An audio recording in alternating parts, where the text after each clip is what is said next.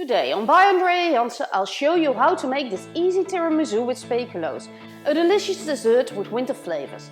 And the great point of this tiramisu is that everyone can enjoy it because it's made without eggs. A wonderfully creamy, sweet and delicious dessert. Make sure all ingredients are at room temperature.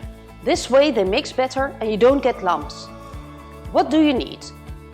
1 cup of cream, 3 tablespoons of honey, 2/3 cup of mascarpone, 1/3 cup of Speculoos Spread, 1 pound of coffee cookies and 2/3 cup of coffee, and you can mix this with a delicious liqueur. You often add liqueur to flavor the tiramisu, such as Tia Maria or Amaretto, but you can also replace this with only coffee, caramel or vanilla syrup.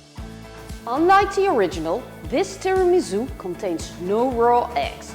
By mixing whipped cream and mascarpone, it still remains a light and creamy dessert.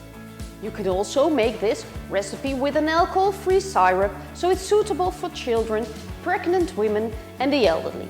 So everyone can enjoy this delicious dessert.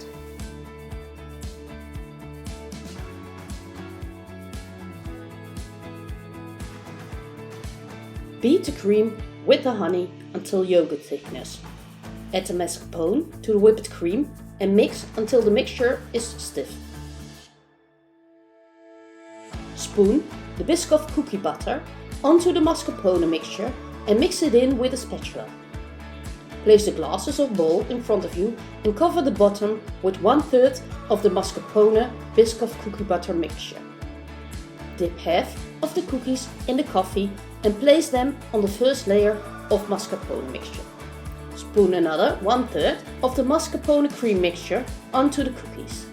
Cover this with remaining cookies that are soaked in coffee and finish with the topping of the rest of the Biscoff cream mascarpone mixture.